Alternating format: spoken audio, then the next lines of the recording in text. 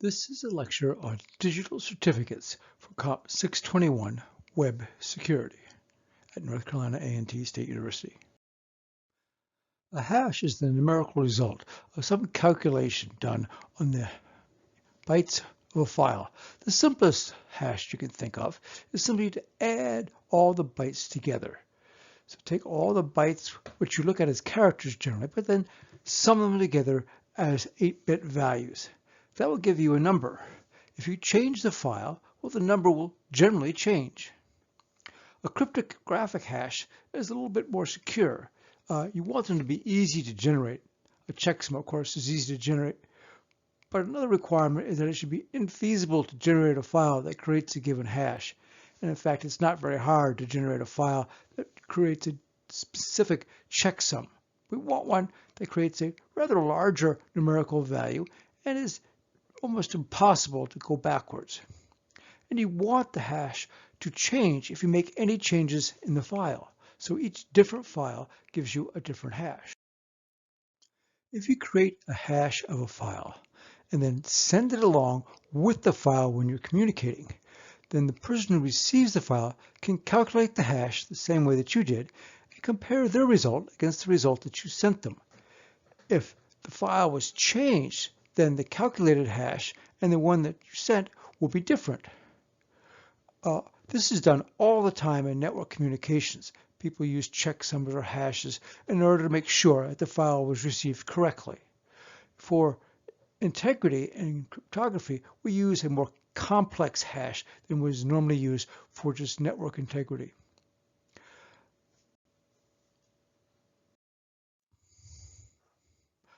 There are several popular security hash algorithms. SHA-1, which was created back in 1983, generates a 20-byte hash value, and it's been used a lot over the years. There are more recent versions of this to be a little bit more secure.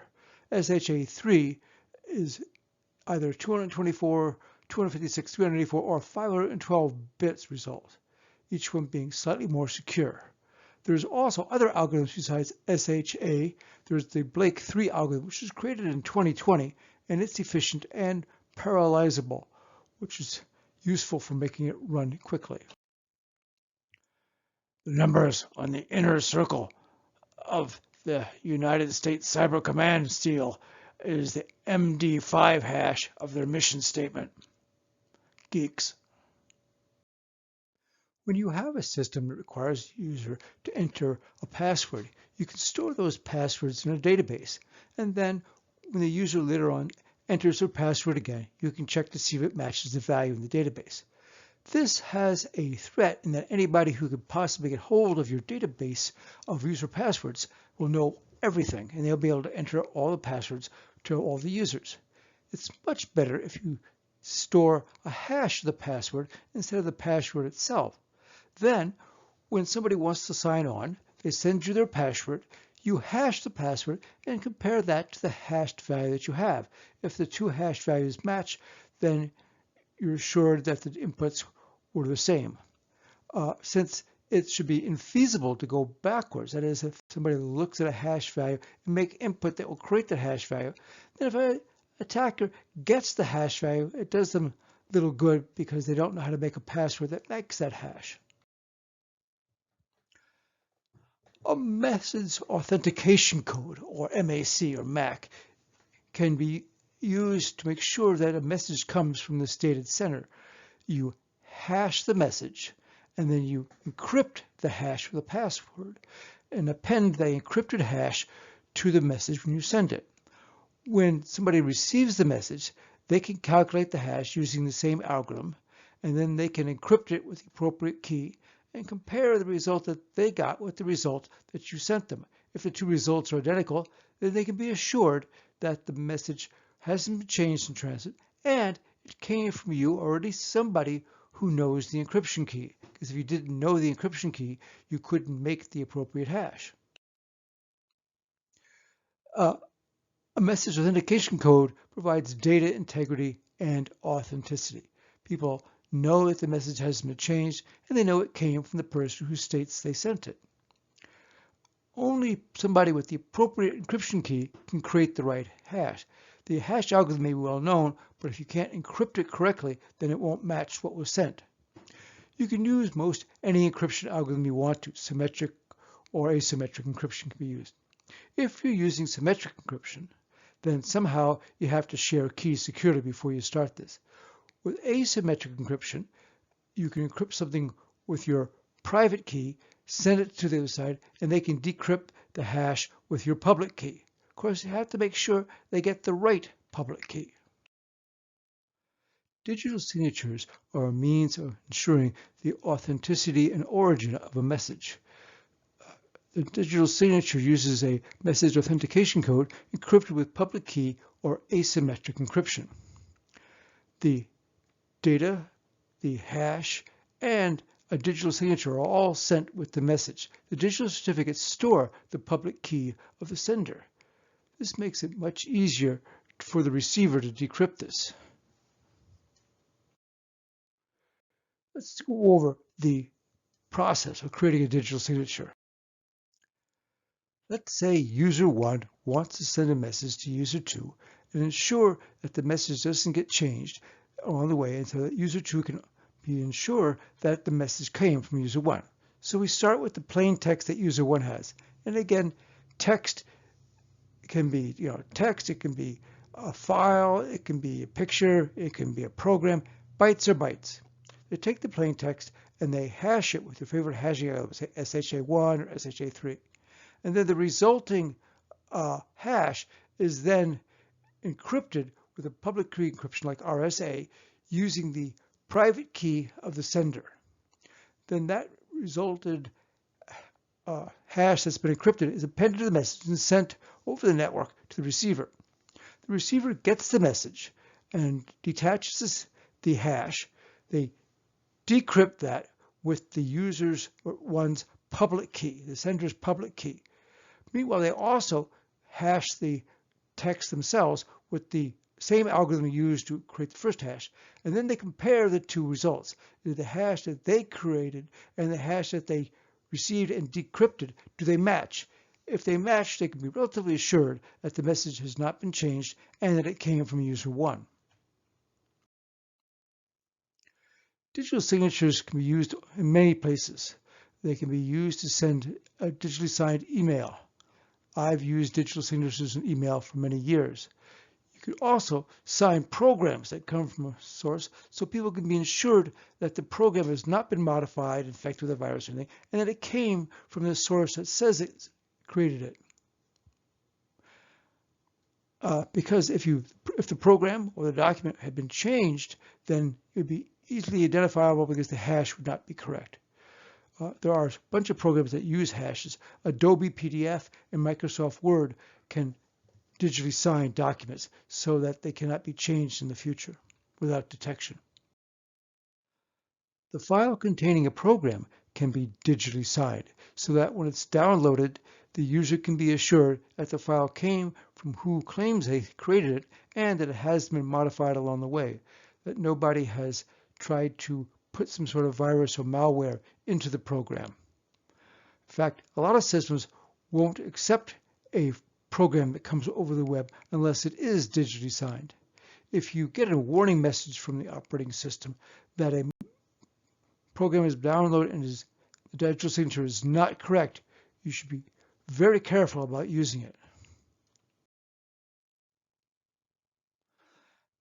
Digital signatures contain the user's public key, along with some information about the user, such as their name, their email address. Usually they're used by servers, so the server name and the URL of the server are all in the digital signature. Then the digital signature contains a hash. The digital signature itself is digitally signed by a certificate authority. Certificate authorities are vendors who sell digital certificates, and then their public keys are made available to operating system vendors who download them to users. So every now and again, Microsoft will update the list of certificate authorities that your machine has. Same thing for Apple systems. Here's an example of how digital certificates can be used to allow Alice to send a message to Bob. In cryptography, Alice is always sending messages to Bob. So here we have the data of the message, and then there's a checksum, perhaps SHA-1 or SHA-3 checksum of the data. And then Alice has encrypted that checksum with her private key. To make it easy to decrypt, we sent along Alice's public key. Now you want to make sure that's the correct public key, not like Charlie's public key who could try to impersonate Alice. So to make sure that we have the right key, there's a checksum of Alice's public key that has been encrypted with the certificate authority's private key. Now you should have these certificate authority's public key, and with that you can decrypt the checksum, compute your own checksum of Alice's public key, and compare them to see if they're the same. Then, knowing that Alice's public key is correct, that it matches the information that you got and has been encrypted with the certificate authority's private key, which only the certificate authority should have, then you can use Alice's public key to decrypt this hash, and you can create the hash yourself and check to see if they're the same. So when you're done, you know that the message has not been changed and that it actually came from Alice. You do not necessarily have to rely on commercial certificate authorities. An organization can make their own public keys and their own certificates. Imagine we have a chain of trust where different individuals in the organization trust others and know them and can provide them with keys. Here's the idea for a university. We'll assume that the chancellor has a pair of public key and private key. They use that private key that they have to create a public key certificate for each of the deans. So the dean has a public key, and then there's a checksum of that, there's certificate authority for each dean, and that's signed by the chancellor. The chancellor knows who the deans are. They can hand this information out to each dean, knowing they've given it to the proper person. The deans then can create certificates for each of the department chairs in the department. Again, the chairs have a public key, and that's in a certificate with a checksum that has been signed by the dean's private key. So now that we have the chair's public key, we can use that to encrypt a checksum of the faculty member's public key. The chairs know who all the faculty members are in their department, so they can do that and distribute the keys to their faculty members in a secure manner. Now the faculty members have a certificate signed by the chair has one signed by the dean has one signed by the chancellor. So if they send the message to a student with data, then you have a checksum of the message signed by the faculty's private key. They send along the public key, which has been checksum signed by the chair checksum is signed by the dean's been signed by the chancellor. So all the students and everybody in the university only needs to have the chancellor's private key, and then they can go through this system and ensure that all the messages are secure. Think about this. What's the right answer?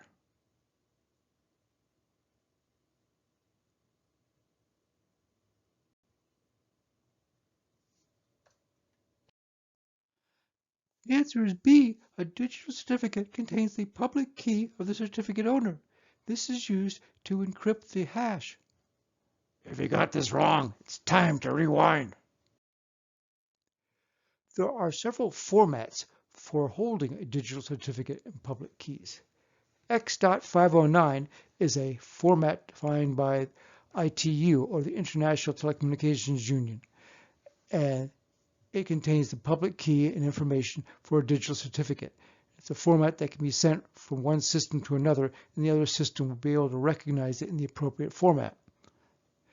This type of certificate is used for several important internet security protocols such as HTTPS or SSL or TSL.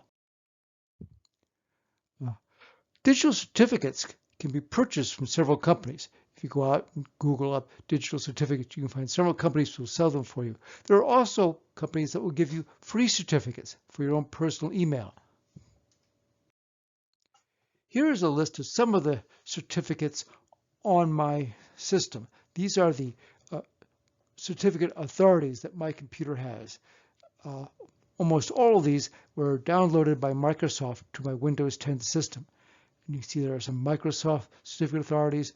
There's a Hotspot and IdenTrust. There's also a certificate authority by Dr. Shu. Dr. Shu is not a regular certificate authority manufacturer, but we were doing some research work and he created a certificate that I put in my system as a certificate authority in order to do some work. But if I get a message from somebody in this that has a certificate created by, say, IdenTrust, then I can use my IdenTrust certificate to verify that the digital certificate sent to me is correct. You could also make your own digital certificates. The security tools that are available with the Java SDK, the development system, contains several security and policy tools. An important one is KeyTool. KeyTool creates digital certificates and manages key stores or certificate files that contain the digital certificates. There's also a jar signer file that will sign, using the digital certificates, will sign a Java jar file so that when the jar file is sent to somebody else and they want to use it, they can check the digital signature to make sure that it is correct and has been modified. There's also a policy tool that allows you to determine what specific policies your Java system will allow. When you receive a digital certificate from another user, you want to check to make sure it's still valid. There are several reasons why a digital certificate, once created, may become invalid. A key reason is that somehow the key has been compromised. Somebody else besides the owner has the private key of that public key system, in which case they can impersonate you since they have the appropriate keys. So when you get a digital certificate, you can send a quick message to the server of the certificate authority. They tell you whether that digital certificate has been compromised or not, if it's on their revocation list. Another reason to revoke one is if you have an employee in your company and they leave, you may want to revoke their digital certificate so they can no longer send messages under the auspice of your organization. Or perhaps somebody got a digital certificate for an organization that isn't supposed to happen. So there's several reasons why a digital certificate may become invalid, but if you check the revocation list for that digital certificate before using it, then you can see whether it is still valid. Revocation lists are kept by the certificate authorities, and they have an automated system that allows you to send a message to the certificate authority who will respond whether the certificate is still valid. Certificates also have an expiration date, and you should not accept certificates that have passed their expiration date. Unfortunately, North Carolina A&T has a bad habit of not renewing their digital certificates on time, and frequently they have expired digital certificates. So any software that uses digital certificates should check the revocation list to see if the digital certificate they received is still valid. Unfortunately, checking is not a mandatory part of using digital certificates. A few years ago, someone got a major certificate authority to give them a certificate in the name of Microsoft. Microsoft was not at all happy about that. They were off sending updates with revocation lists to everyone. There are, of course, problems with revocation lists. You have to contact the certificate authority server in order to check on it. If the certificate authority server is not working properly or is subject to a denial of service attack, you may not be able to get a response. And of course, this just is one more step that a programmer has to take when they're using digital certificates. And of course, some of those lazy programmers will skip this step.